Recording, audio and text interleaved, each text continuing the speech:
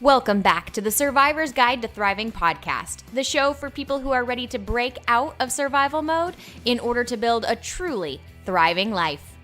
I'm Amanda Solman, and along with Mark Jewell and the rest of my team here at Mark Jewell Speaking and Training, we break down common roadblocks that keep people stuck surviving and share ideas to help you thrive each and every day. So I have a treat for you folks today. I am very excited. I have wanted to bring on some of our clients onto the podcast for a very long time. And finally, at long last, we're almost, 2 years into doing this show. And finally, we have our very first client on the show. So I would like to welcome Russ Vering to the Survivor's Guide to Thriving podcast. Russ, welcome. Thanks, Amanda. I'm so happy to be part of this podcast. I listen to all the podcasts. I hear Mark and I hear Wade and you, Amanda, and John, and just everybody in it. It's so enlightening for me to hear perspective and talk about accountability and listen to different things that you guys have put out there. And I'm so grateful. I want this to definitely be direct. I mean, I'm very grateful for MJST and what they've done for our team, what they've done for me. So I don't take this lightly. I'm really excited to be on this podcast today and really happy to be part of your group. Awesome. Well, we are glad to have you. And that little comment there about you and your team is a great segue into why I asked you to come on today. So just for everyone who's listening's background, I think, Russ, every single member of our coaching team so far, except maybe the brand new people who have joined us, have worked with some member of your team at some point in time. So Mark, Wade, John, myself, we have all coached someone from your organization at some point. And I will tell you, I continue to hear just rave reviews about what the culture at your organization is like. The trust that people have in each other, the support they feel from you as a leader. And it just, I'm so excited to hear that feedback week in and week out. It's very, very often people's appreciation is the support and the team atmosphere that people feel working there. And so I figured, well, heck, if everybody has these rave reviews, there's probably some wise nuggets in there that other people can learn from to develop a company culture that is equally as supportive and positive and just moving in the right direction. So I want to pick your brain about creating just a kick butt company culture. But before we do that, for those people who don't know you, let's start off by telling us a little bit about yourself. What's your background? What do you do? And that way we can kind of set it up and before we move into the real meat of it. Yeah, thanks, Amanda. Going really far back, I mean, we've been in the feed business all of our lives. So, nutrition, swine and beef. So my dad started in 1976. I've been involved in it pretty much all my life. I went to college, University of Nebraska, studied animal science there and took as much nutrition courses as I could, graduated there in 94. And then after that, I worked sales for my dad. So worked in the family business all the way through 2002, and at that point in time, I had the opportunity to buy the business from my father, and so had done that, and we grew the business really well. And really, what helps me the most is I've gotten to work my way into where I am today. I've leveled up so many times over the years, and in 2002, I purchased the business for my dad, and we were really successful up to that point with a small team of people, like maybe. I think we had 5 or 6 people with truck drivers and people working in the office or whatever, 150 ton a day kind of thing. In 2007, we outgrew our old feed mill. And so that's where the partnership with Frontier Co-op came in. And we built a new feed mill in Howells and state of the art, just everything you could ever want from a standpoint of what would service the Nebraska feed industry the best. And from there, we just continue to grow. And today we're manufacturing about 400 tons of feed. And the thing about that over time is with that slow kind of growth or that kind of growth, it gave me the opportunity to learn a lot of lessons along the way. Like, this is what you need to do. This is what you don't need to do. And I learned so much from my dad over the years, his technique in sales and the things that he's done, to where he just managed the secretaries or just the people that worked in our office or the guy that was making feed or truck drivers or whatever. So there's a lot of experience that I picked up from him from that perspective. And then obviously, yeah, I mean, you go out there and you make mistakes and try and do better the next time around. I've got my wife is her name is Tammy, and I have two daughters. I have Shaylin, who's a junior at the University of Georgia. She's on the equestrian team down there, and Greta, who is a junior at West Point Central Catholic, just a few miles down the road here. And then this year we have an exchange student from Italy. So that's been a great experience to observe and be part of this last That's year. very exciting. Yeah. It's funny. So this is a totally random note that doesn't have anything to do with what we're going to be talking about, but I have seen so many people I know who have foreign exchange students this year. And it's like, I'm like, what is in the water? I mean, it doesn't matter what state. I just see tons of people who are hosting foreign exchange students, which I just think is a super cool experience in and of itself. It is. And she is incredibly brave for coming here to a country where she doesn't completely understand the language, right? So you got to speak slow. You have to really explain things. And then to have your family, I don't know, 5,000, 6,000 miles away, with no real lifeline. You've got, obviously video chat, things like that, but this is it. This is as good as it gets. And so she was really happy to meet us and be part of our family. And I wouldn't say that there were any bumps along the way, but it's just been a really enlightening experience. And she's incredibly brave. I tell her that so many times. Yeah. Talk about, if people have listened to our podcast before, talk about, opting into the challenge to push yourself to grow. That's a perfect example of really opting in, even though, it'll be interesting along the way for sure. Right. Cool. So just for those who aren't as familiar, the business is Central Plains Milling, or CPM, right?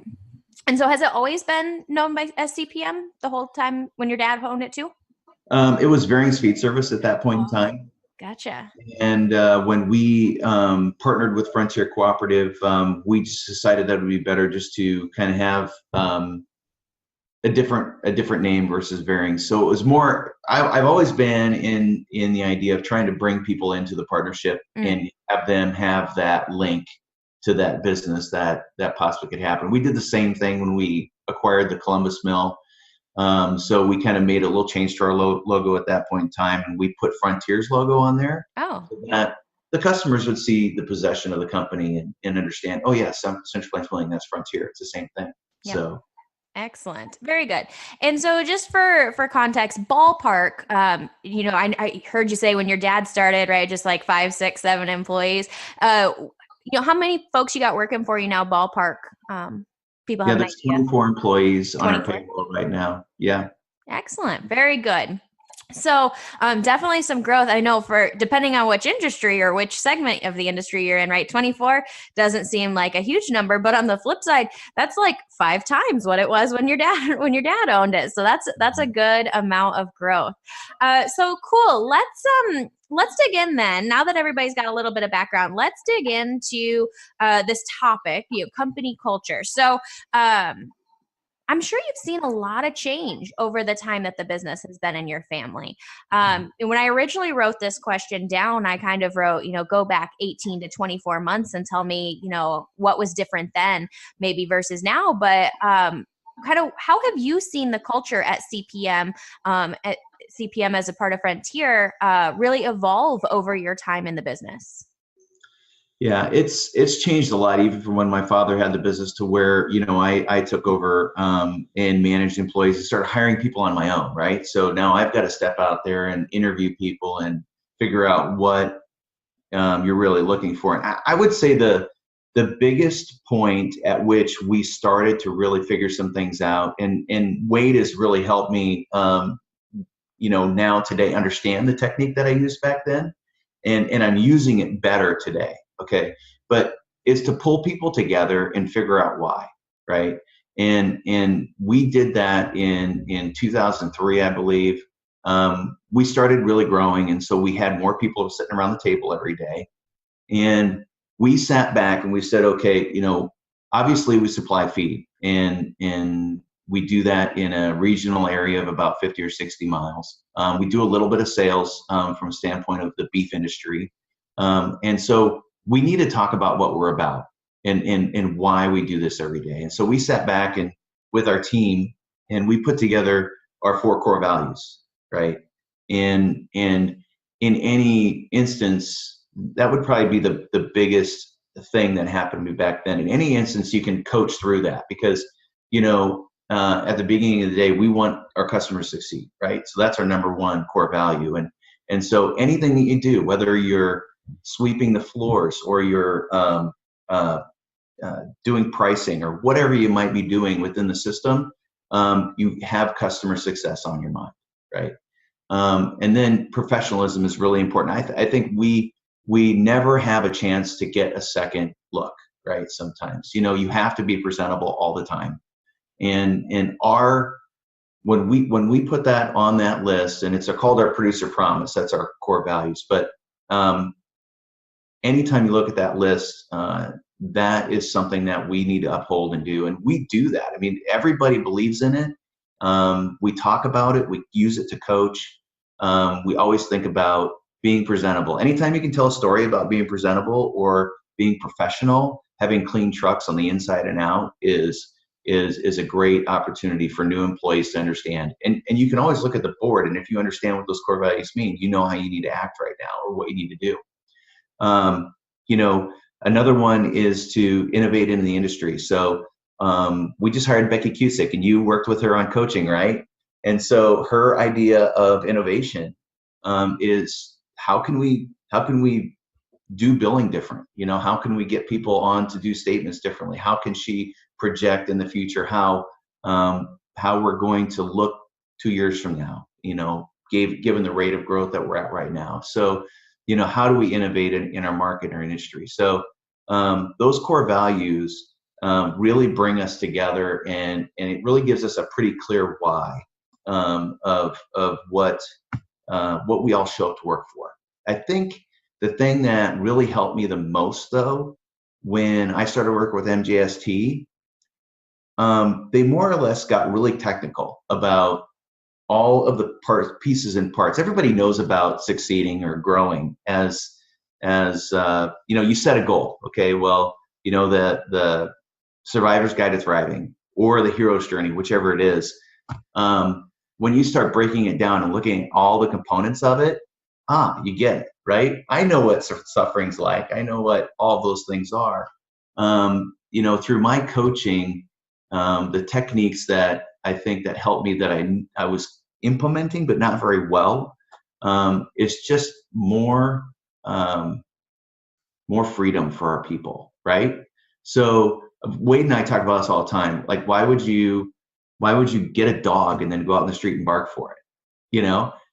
So we really need to, look for great people, excellent people, and then let them go out and do what they want to do. And as long as they know what they need to be doing or the why, which is really important, give them the freedom to be creative, right? And I think the other thing is we try to have as much fun as possible. So there's not a time that you don't come in the office and somebody's laughing or, we're just having a good time. And I think it's a great environment. I'm getting maybe a little bit jumping around on subjects, maybe a little bit, but I think those are really important. People work for our company more than they spend with their families. And you really have to have an environment that is safe and people want to be vulnerable and share, to be interested in everything that happens in their lives because they're really part of our family, So over time, and I guess I'm going to keep going here, but as far as, managing more people versus 5 versus 24, I can't be everywhere to do everything anymore. So when it was 5 people, heck yeah, I could hop in a truck and deliver feed or do whatever. But today with 24 employees, I really just have to, step back and take a different view of the company and help people understand and coach, what direction we're going and, what we want to do in the future. And then just help people put the processes and pieces together, but not actually get involved on the ground level, which is the actual act of getting the job done. Right. So just kind of stepping away and starting to realize that, I've got a team that's really great and I need to let them do their job. And then, I do some sales and things like that. And then also try and manage the forecast of where the company's going and what we want to be doing. Yeah. Right. And I think that is a really key transition point for a lot of leaders that some do well and some really struggle with. And it's that idea of working on your business versus working in your business. When you are, a smaller company, by necessity or just by the structure, it allows for more working in the business, right? Doing the actual things. But as the business grows, really successful leaders realize you have to do more of working on the business, that strategy, that big picture, that vision casting. And to your point, more of trusting your people, that you hired good people to do what they need to do, and kind of take a step back and allow them to put their talents to use. I've never heard that analogy from Wade about getting a dog and then going out in the street and barking for it. I really like that. I'm going to have to use that some other time. But I think that is a real challenge if you're in an organization where you feel like the culture is struggling. That could be a piece of it, is you hire talent, but then don't trust that talent. And so you're not actually leveraging it to the best of their abilities. And so I think that's a really valuable insight to be paying attention to, is how much are you micromanaging, or how much are you doing the things that maybe somebody else should be doing, and how much are you really creating that vision for where the company goes in the long term. Very good. Okay, so transition. The company's getting bigger. We're trying to grow. So bigger, not just in number of people, but just in the goals that you're setting for yourself and where you want to go. And so always, it sounds to me like your company has always been one that's always been sort of in a state of evolution, always trying to get better. I just know enough about you to know that you really like self-improvement, and I think that projects onto the business and the growth. But I'm curious, have there ever been signs as you kind of look back over your time in leadership where you went, oh, maybe that is not going as well as we could be from a culture standpoint? I need to invest in making some improvements, or there's some opportunity for growth. Or I guess another way to ask that is, if you were talking to another CEO or another senior leader, what are some signs that maybe the culture isn't quite where we want it to be yet? It may be good, but maybe there is some room for opportunity. That's a tough question. I want to go back to myself, right? And the possibility of, as a company, and really this is going to sell this point very strongly, because the company's culture starts with its leader, right? And we had, I'll give you a really good example, and I'm not going to go into specifics and be really general about it, but if you go back into 2007 and 2008 when we first built the feed mill, and we had, it was tough. It was like starting a brand new business over again. It's like, it takes 5 years to get that back. That's my rule. It takes about 5 years when you start something totally different. We had feed business, right? But we went out and spent quite a bit of money. We had depreciation. We had to, pull up our bootstraps a little bit tighter than what they were before, because things changed, right? And so I think going back to myself during that period, there were probably some things that, because I wasn't in line, because I wasn't, really paying attention to it, it's my 30s, right? And I think everybody's going to possibly go through that, where, I wasn't really studying like I should. I wasn't really working out like I should. There were a lot of things that I should have been doing at that point in time that I probably wasn't. And we had some struggling times there, probably through 2007 to 2010. And I think that reflection of whatever that leader is going through, whether you're snapping at reaction versus looking at forecast, or trying to figure out, what's the right solution to the problem instead of just reacting and hammering and going in a direction and sticking your finger in the hole on the dam, right? So I think that's, probably where we probably struggled the most with culture, was just in the way that I was leading, right? We had good people. We had people that at that point, when you're running a business, and I had always the backstop of Frontier. John was still there, and so was Randy. Everybody was there, but at the same time, I'm running a separate LLC, so I'm making a lot of decisions on my own.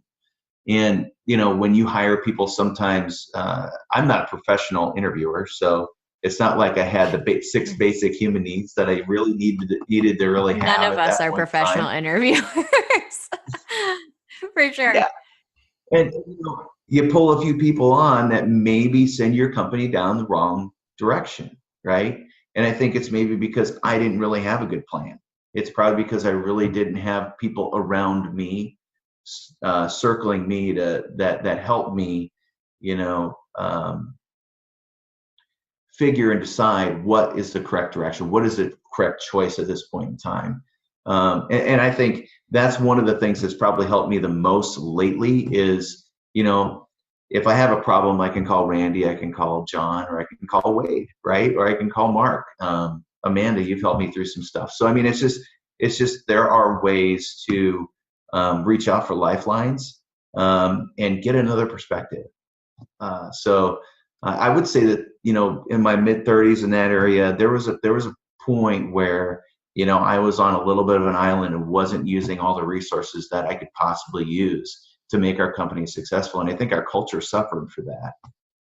And actually, I had a couple employees that left, but later now came back because they realized, hey, this is a great company. We like what it's doing. We like how it's involved the community. We like what we see, and they're happy to be on our team again. Awesome.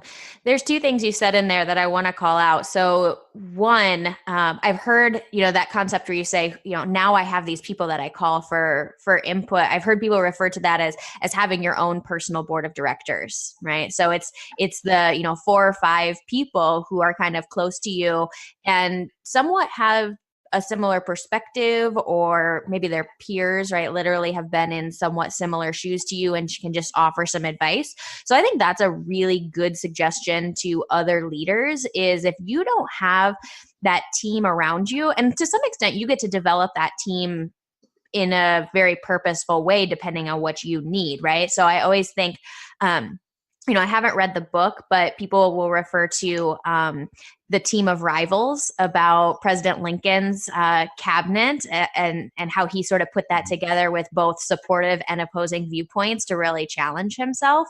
But then in other cases, your board of directors really might need to be kind of your cheerleaders and support team, and people who are there for idea giving. So, you might put that team together in different ways, but the point is, it's really important to have that core group, because like you said, otherwise it feels like you're on an island and you may or may not be making the right choices because you are flying so solo.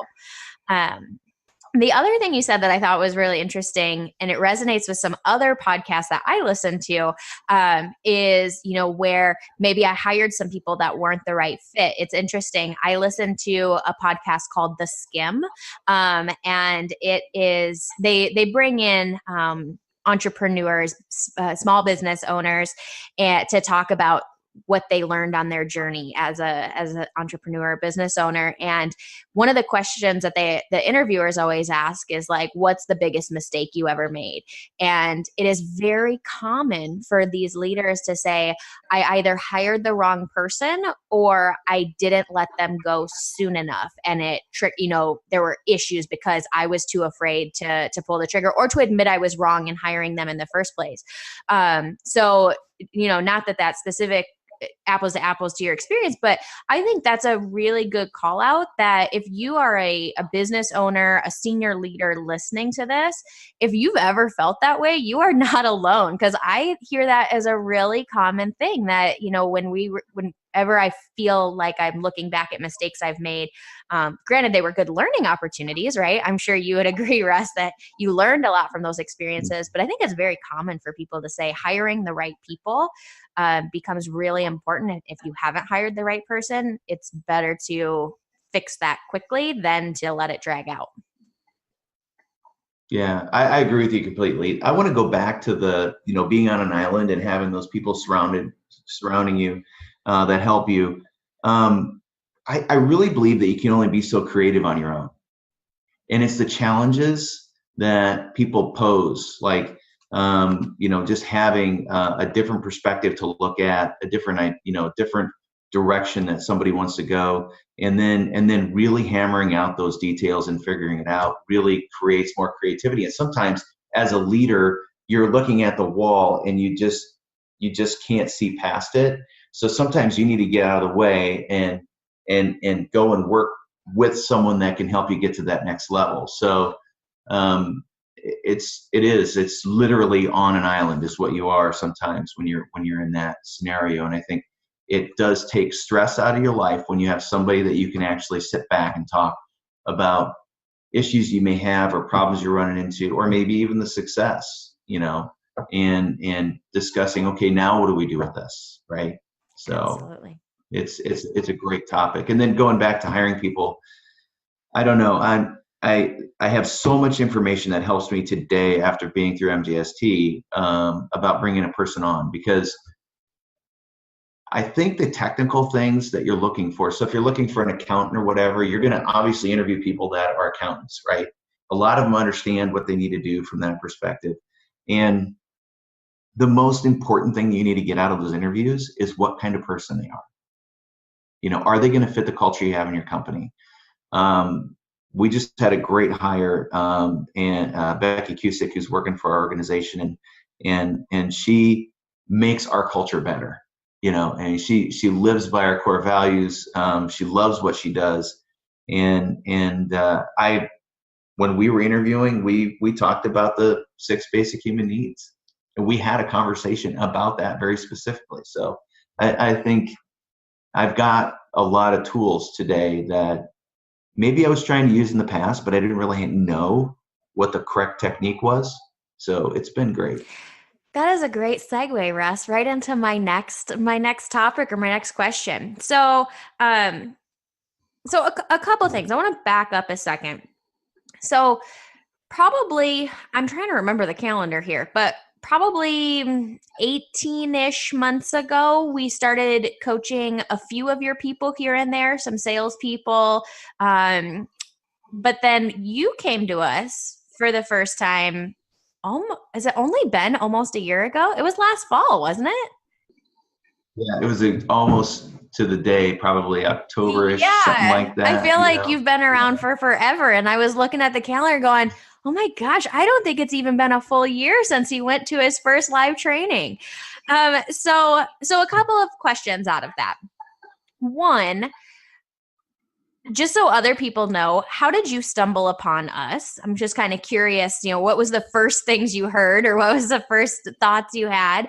But then also tell me a little bit about your first experience with us, and what were some of the things that really stuck out to you, or made you want to keep working with us here now a year later? So the first time that I experienced your company, or the way I heard about you, was through John Brubitz with Frontier Cooperative.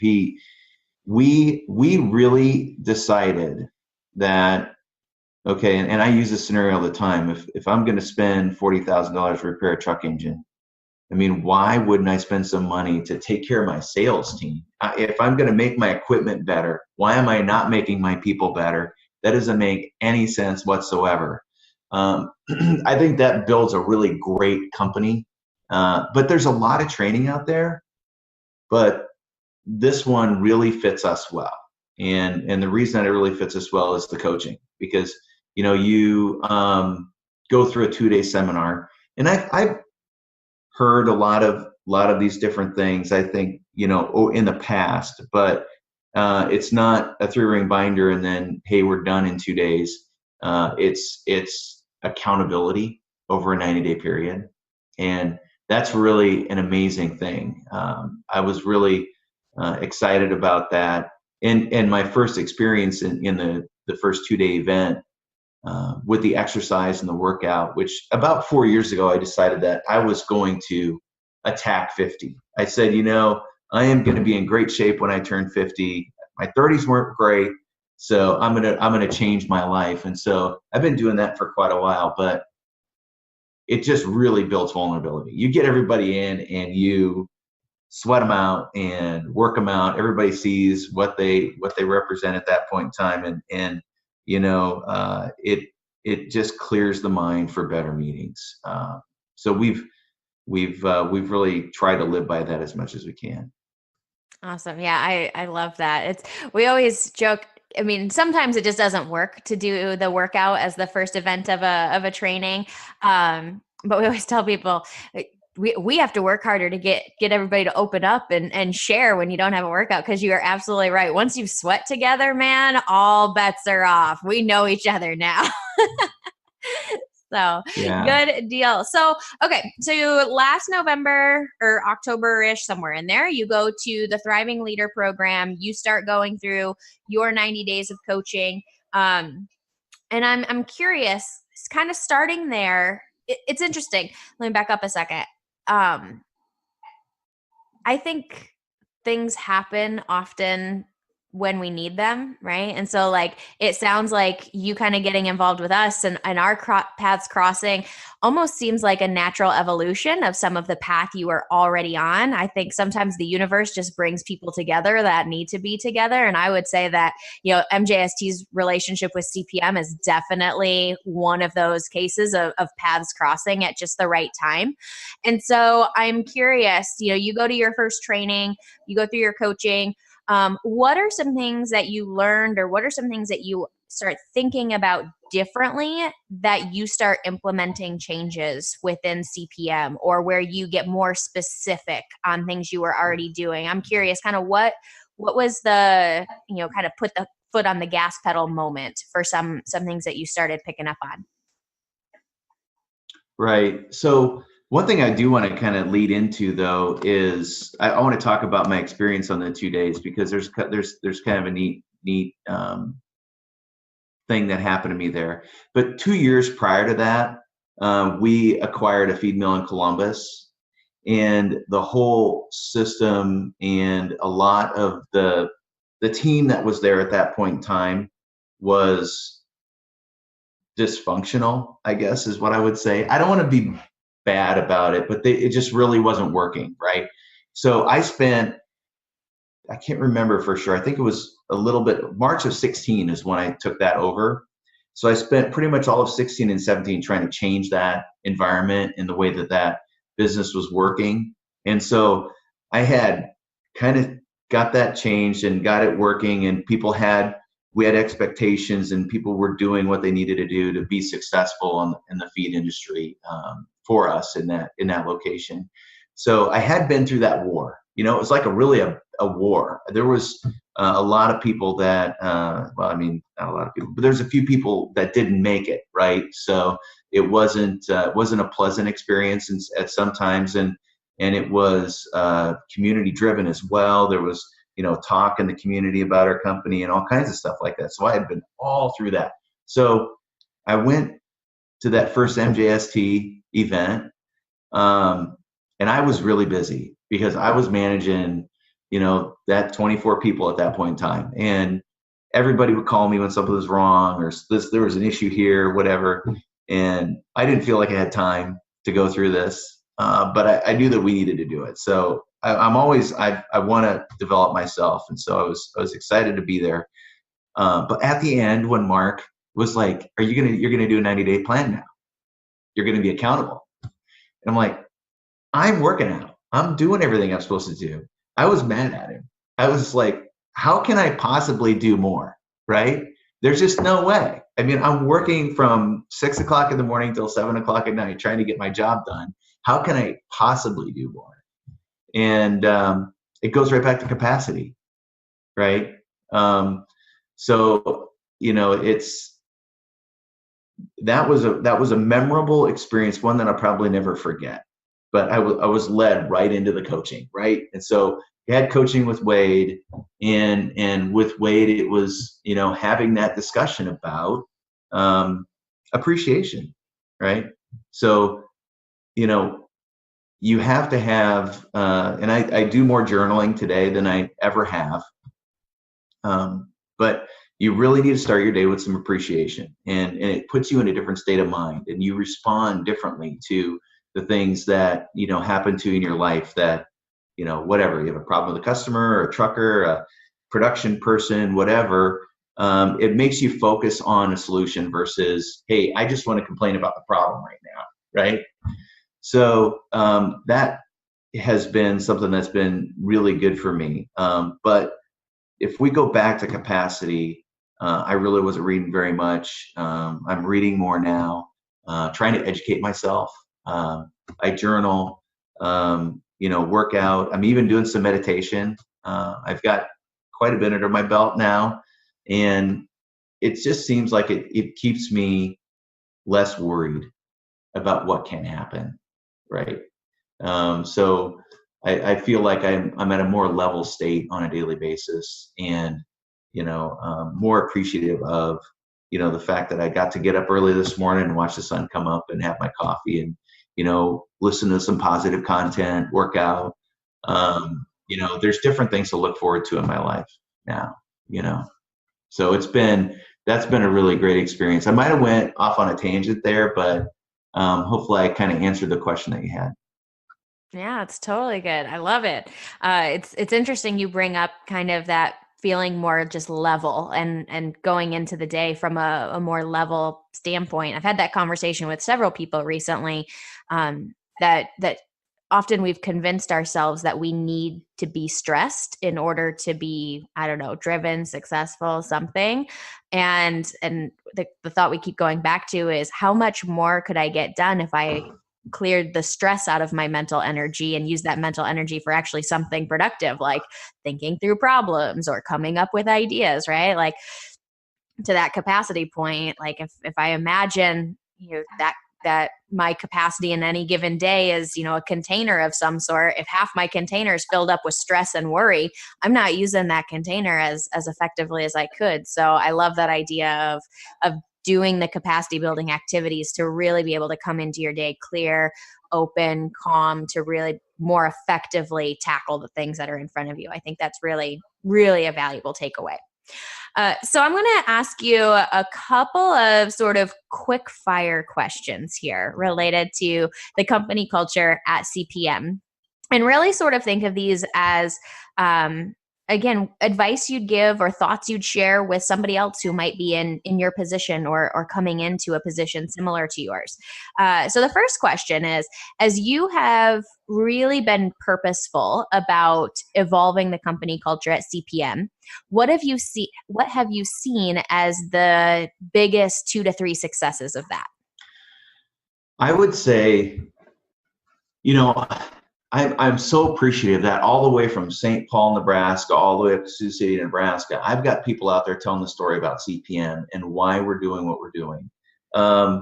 It's really amazing, and I think through appreciation, through the support that I give my team, helping them facilitate in a direction that is good for them in business life, but also personal life, has really changed our company. So, I mean, the questions are sometimes when I meet with our staff or whatever, hey, did you get a workout in this morning? We talk about that. Are you eating healthy? Those are the things that we talk about. And you hear it so much in the past, like in the last 5 or 10 years, where insurance companies want you to try and eat healthier or whatever. People are like, drink water instead of Diet Coke. I don't think there's any Diet Coke in our fridge, So everybody has really, really gotten to the point where I think they like working here because we're concerned about who they become while they're doing what they're doing at our company. I've often said before, actually talking to employees, I really hope that, and nobody's going to work for us forever, maybe, I don't know, but I hope that when they go work for somebody else, they've actually improved their life, right? They've actually gained. So when they hope that we can advance them in their company and help them in our company and help them make more money. But if they go work for somebody else, I hope it's a really great position and they use all the resources and all the things that they've learned at CPM. I think it's that direct care that we have for each individual that works in our company from that perspective. So I love that. It reminds me of that I don't know, meme or picture that's out on the internet that says, what happens if we invest in our people and they leave? And the response is, what if you don't invest in them and they stay? That I think is a really good portrayal of that story that you just told. I love that. Now I want to flip that coin over a little bit. As you continue to push the culture to evolve and grow, what's some of the biggest challenges that might arise in that people would watch for, or just be aware that there might be some challenges along the way? Well, one of the challenges that you run into is, so it even happens to me. So you go through your coaching and then you do your 90 days and it seems like you do really well and then you have a slump off, right? And I kind of learned something in the last couple weeks where I think what we need to do is we need to engage as a team every now and then and get together and hold ourselves accountable from the standpoint of what is our 90-day plan? What are we doing personally? What are we doing? I think that's where the rubber meets the road after we've done the training and worked with Wade and Mark and yourself to help us find clarity in our lives and figure out what it's all worth and what we're really doing, is to actually become, the MJST group and hold ourselves accountable from that perspective. So we actually work a lot on 90-day plans.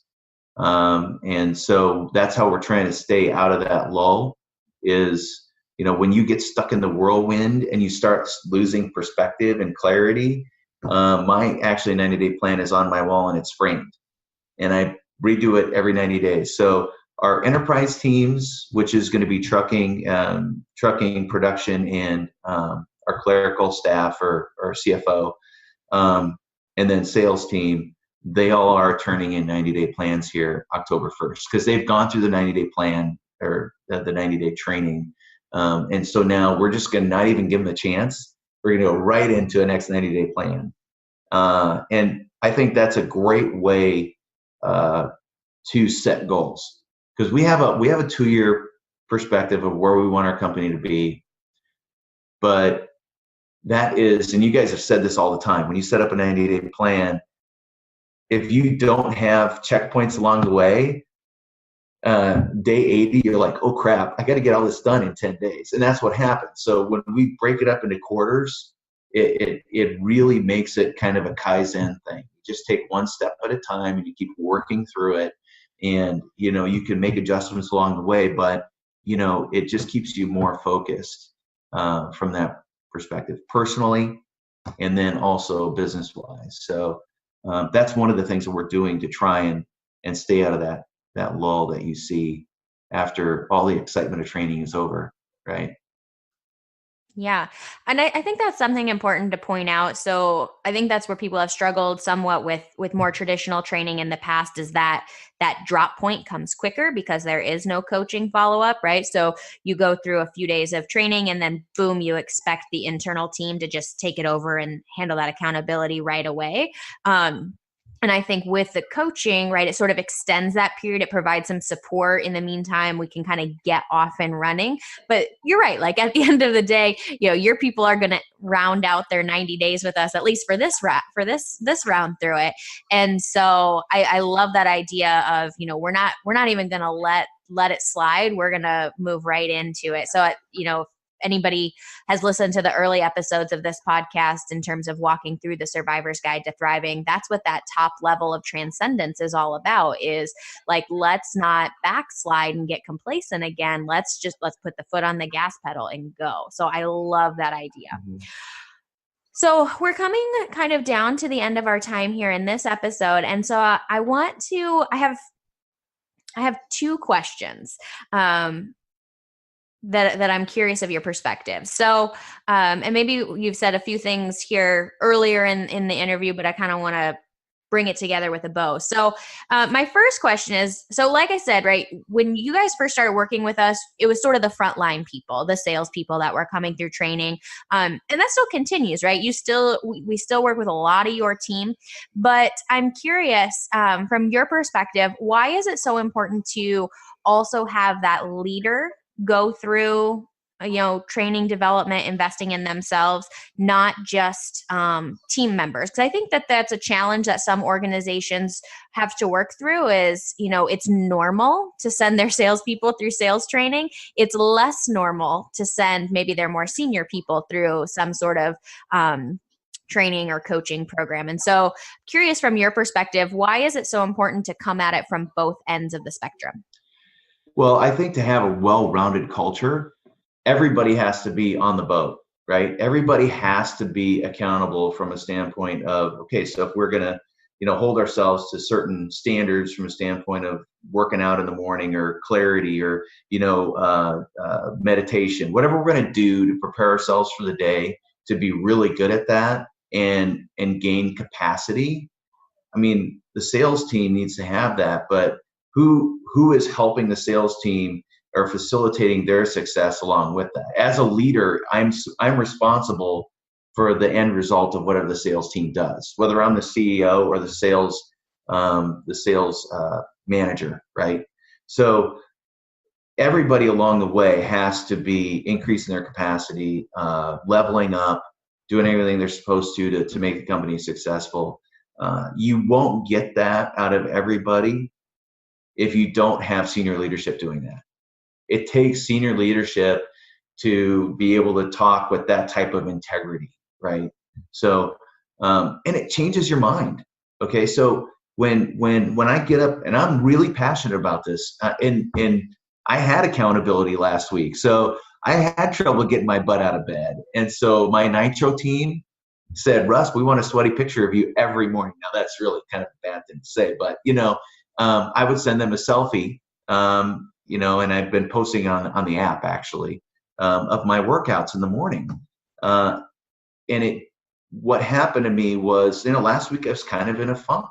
Like I wasn't where I needed to be. So what, a snap reaction, or am I not going to respond well to this problem? Am I not going to have clarity in the decisions that I make?